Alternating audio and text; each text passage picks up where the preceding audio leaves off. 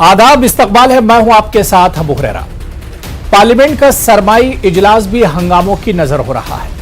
12 अरकान पार्लियामेंट की मुअत्तली पर अपोजिशन पार्लियामेंट के अंदर और बाहर सरापा एहतजाज है, तो दूसरी जानिब अपोजिशन में पहले जैसी मजबूती भी नजर नहीं आ रही है। अपोजिशन की अहम जमात तृणमूल कांग्रेस की सुप्रीमो ममता बनर्जी कांग्रेस से अलग हटकर चल रही है। ममता बनर्जी ने तो यूपीए के वजूद पर ही सवाल खड़ा कर दिया है। सवाल यह उठता है कि क्या सरकार पार्लियामेंट में कमजोर अपोजिशन का फायदा उठा रही है? क्या अपोजिशन का बिखराव पार्लियामेंट में सरकार की मजबूती की सबसे बड़ी वजह है? इसी को हम समझने की कोशिश करेंगे और इसी पर बात करेंगे।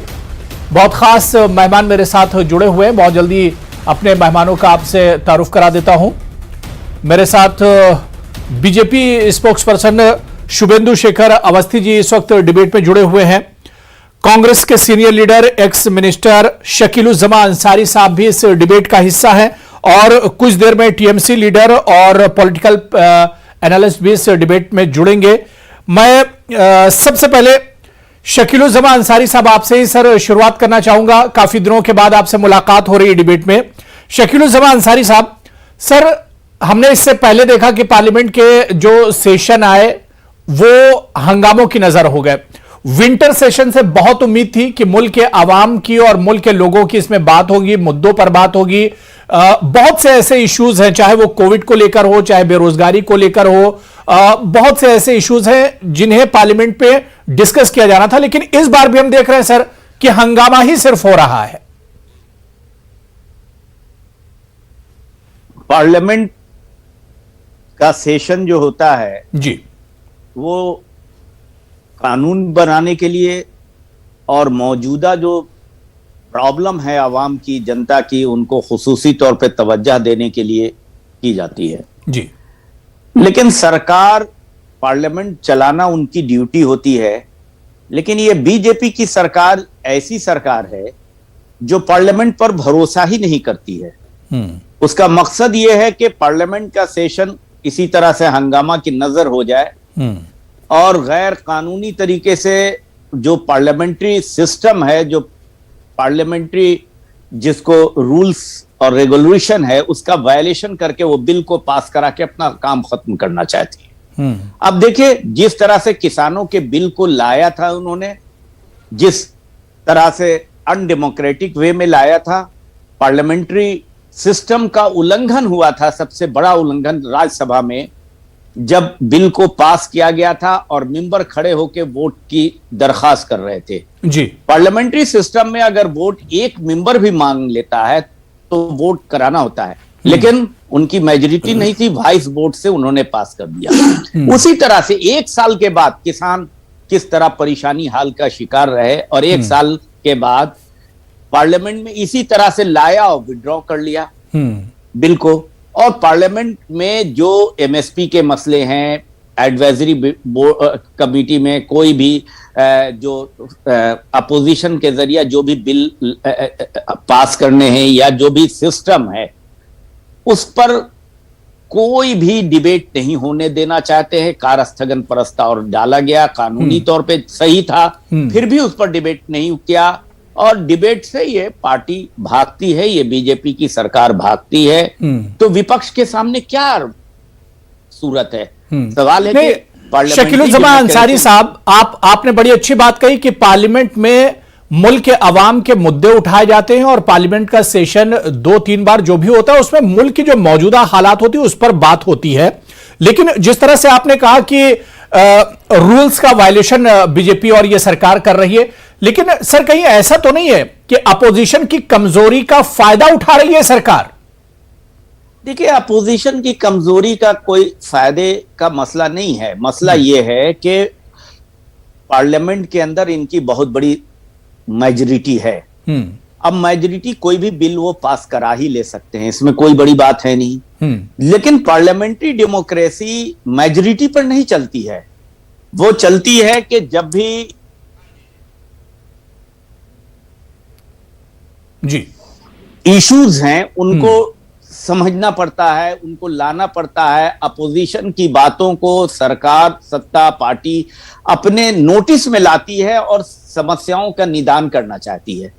और चूंकि गिनती में तो वो कभी भी जब चाहेगी जब पास कर जाएगी, उसमें कोई नंबर्स, और अपोजिशन के हर पार्टी अगर अपने तरीके से भी आवाज बुलंद करती है तो उससे कोई पार्लियामेंट्री डेमोक्रेसी के ऊपर कोई बोझ नहीं पड़ता है। सवाल है कि ये सिस्टम है, पार्लियामेंट के अंदर एक मेंबर भी विपक्ष का है तो वो भी पार्लियामेंट्री सिस्टम में वो सरकार का एक हिस्सा माना जाता है। पार्लियामेंट्री सिस्टम को यही डिफाइन किया गया है। लेकिन ये सरकार जमहूरी तरीके से चलने पर भरोसा ही नहीं करती है। जमहूरियत पर मैं शुभेंदु शेखर अवस्थी जी आपके पास आना चाहूंगा।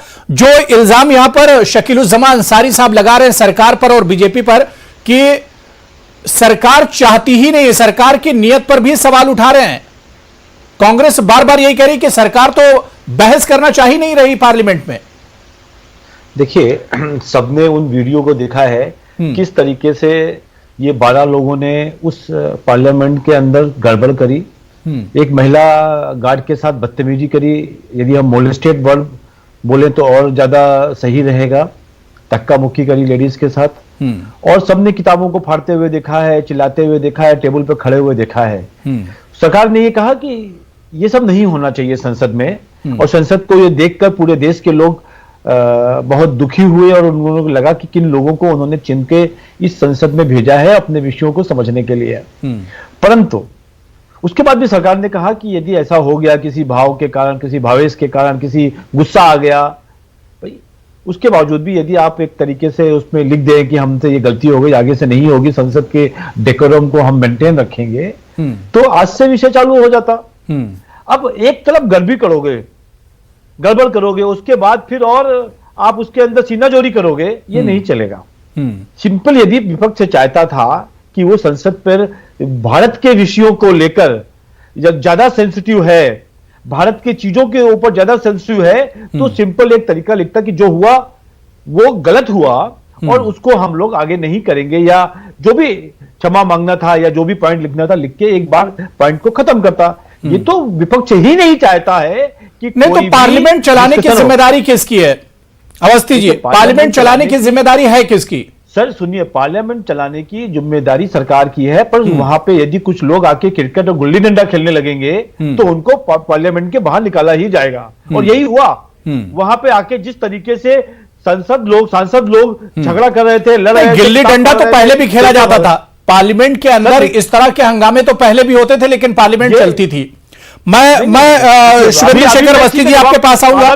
दो खास मेहमान मेरे साथ और जुड़ गए, उनका भी तारुफ मैं करा देता हूं। मेरे साथ 10 मिनट लूंगा। जी मैं आ रहा हूं अवस्थी जी, मैं आ रहा हूं। दो पैनलिस्ट मेरे साथ और जुड़ चुके हैं। डॉक्टर मोहम्मद अमीन साहब पॉलिटिकल एनालिस्ट हैं। अमीन साहब सर, आपका भी बहुत इस्तकबाल है। और संजय सरकार जी सीनियर लीडर हैं टीएमसी के, वो भी हमारे साथ जुड़े हुए हैं। संजय सरकार जी, आपका भी बहुत इस्तकबाल है। जी अवस्थी जी, बात पूरी कर लीजिए।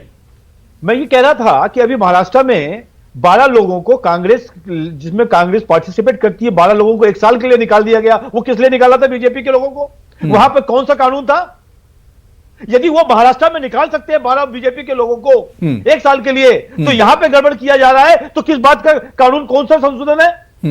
मेरा यह कहना है कि बदला लिया जा रहा है, नहीं आ रहा। बिल्कुल, महाराष्ट्र में किया, 12 लोगों को बाहर निकाला 1 साल के लिए, और इसी बात पे निकाला कि आप डिसिप्लिन में नहीं थे। तो वही मैं आपको कह रहा हूं कि उन्होंने खुद सरकार ने, जहां कांग्रेस सरकार का पार्ट है, उसने वहां पे निकाला, और यहां पे आपको कह रहे हो कि हमको क्यों निकाला गया? और ठीक 12 संख्या है, इसलिए 2 कानून नहीं हो सकते इस देश में। मेरा ये कहना है, एक लाइन की चिट्ठी लिखें कि साहब गलती हो गई, आगे से नहीं होगी, और संसद को अच्छा चलने देंगे। कल से संसद यानी सरकार ने अब ठान लिया कि जब तक माफी नहीं मांगेंगे ये लोग, तब तक जो एमपीज जब तक माफी नहीं मांगेंगे उन्हें माफ नहीं किया जाएगा और उनकी एंट्री पार्लियामेंट के अंदर नहीं होगी। सरकार यही चाह रही है।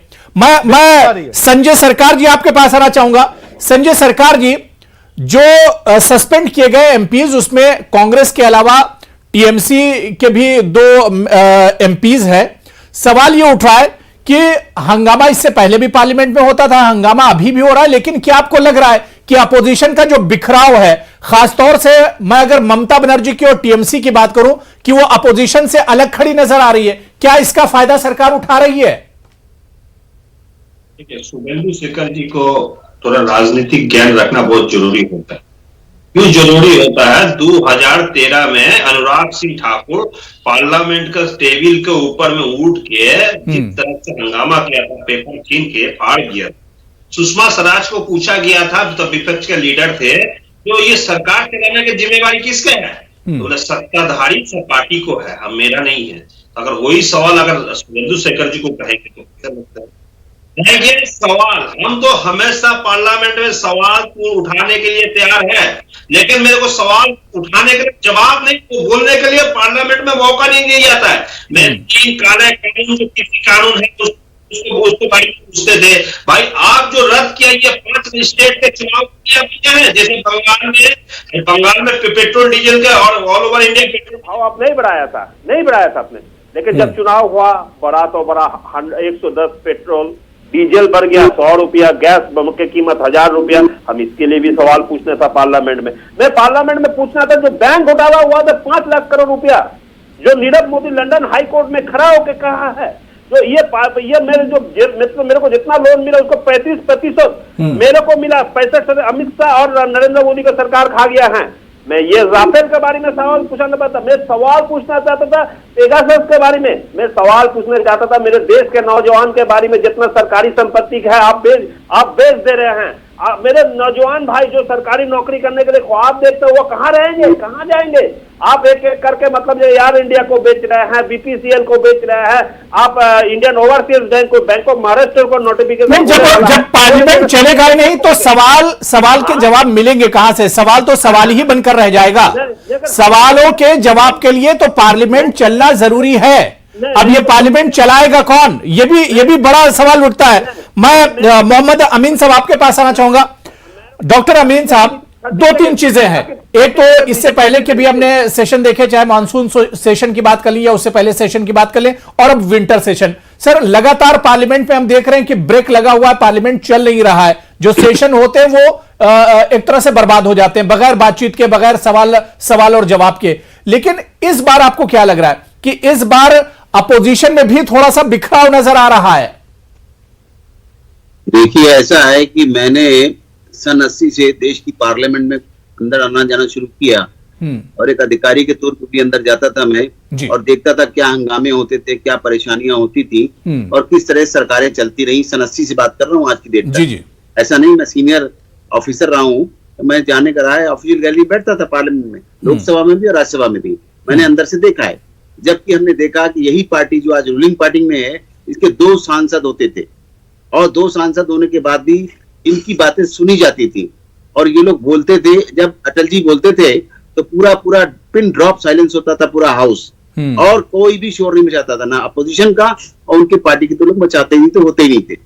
धीरे धीरे जिस तरह संसद आती गई और बढ़ते गए लोग, लेकिन सवाल इस बात का देखने को आया है कि आज हमारे अपोजिशन के जो लोग हैं उनमें इतनी हताशा नजर आ रही है, परेशानी नजर आ रही है।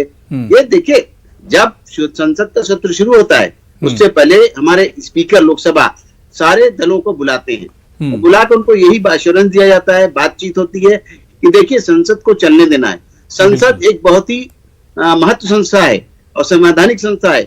यहाँ के कानून जो पास होते हैं उसको सुप्रीम कोर्ट भी मानता है, हाई कोर्ट भी मानता है, और सरकारें भी मानती है, उसी पर सरकार चलती है।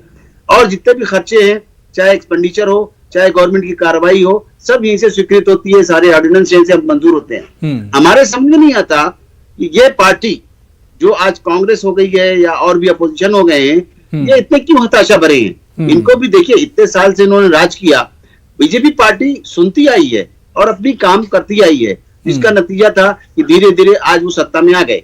हमारे समझ में नहीं आ रहा है आज की डेट में कि ये क्यों परेशानियां हैं। भाई आइए हाउस में अंदर, अपने सौहार्दपूर्ण वातावरण में बात करिए और करके अपने अपने मामले उठाइए। उसके लिए ना तो स्पीकर मना करते हैं, न संसदीय कार्य मंत्री मना करते हैं, ना ही उनके नोटिस मना किए जाते हैं। आप आइए, आराम से, पढ़े लिखे लोग हैं, समझदार लोग हैं, आप नोटिस दीजिए पार्लियामेंट को, चाहे जिसमें दीजिए, कॉलिंग अटेंशन मोशन उठाइए, कोई समस्या है 0 आवर्स में उठाइए पोजीशन। हमारे नहीं समझ में आता कि ना तो ये जीरो आवर्स इस्तेमाल कर रहे हैं, ना कॉलिंग कंडीशन मोशन दे रहे हैं, न सरकार की विपक्ष की जो भूमिका है वो निभा रहे हैं। ये सिर्फ संसद का सत्र बर्बाद कर रहे हैं। तो अगर ये इनके साथ स्पीकर साहब ने इनको बाहर जाने के लिए कर दिया है और बाहर जाना इनका उचित है, और मेरे समझ से आता है कि अगर सरकार अंसारी साहब उसका यूज करने के लिए उनको चाहिए कि वो आए अंसारी साहब, क्या जिस अपोजिशन की जिस परेशानी की बात यहां पर अमीन साहब कर रहे हैं, क्या सच्चाई यही है कि एक तो अपोजिशन में बिखराव है, ममता बनर्जी एक तरफ खड़ी है, सोनिया गांधी और कांग्रेस एक तरफ खड़ी है, बाकी अपोजिशन को लीड करने वाला कोई नहीं है? अमीन साहब की बात सुन के बहुत हैरत हो रही है कि इनको कुछ भी जानकारी शायद अभी की नहीं है। अभी सारे मोशन दिए गए हैं पार्लियामेंट के अंदर, कॉल अटेंशन दिया गया है, 0 आवर के लिए भी बातें होती हैं, नंबर दिए जाते हैं, लेकिन पार्लियामेंट तो चलेगी जब फैसले होंगे, तब तो पार्लियामेंट चलती नहीं है। चूंकि ये जो 12 मेंबरों को इन्होंने सस्पेंड जो निकाला है पूरे सेशन के लिए, ये आजादी के बाद पार्लियामेंट्री डेमोक्रेसी का ये पहला मौका है जब एक सेशन के लिए दूसरे सेशन में सजा दी जाए। आज तक कभी नहीं हुआ है। जिस सेशन में कुछ होता है सजा उसी सेशन के लिए दी जा सकती है, अगले सेशन के लिए नहीं। तो ये सारे मामले पिछले सेशन के हैं और इस सेशन में ये सरकार पूरी प्लानिंग के साथ आई है कि ये कुछ नाजायज गलत बिल को पास कराना है। 12 मेंबरों को राज्यसभा के हटा दीजिए, सस्पेंड कर दीजिए, जो गैर कानूनी है उनका ये तरीका, और कहते हैं माफी किस बात की मानी जाए? अगर मैं सही हूं, पार्लियामेंट के मुझे लगता है कि हमारे शकील भाई किसी भी हाउस के मेंबर नहीं रहे पार्लियामेंट के, ना अपर हाउस के ना लोअर हाउस के।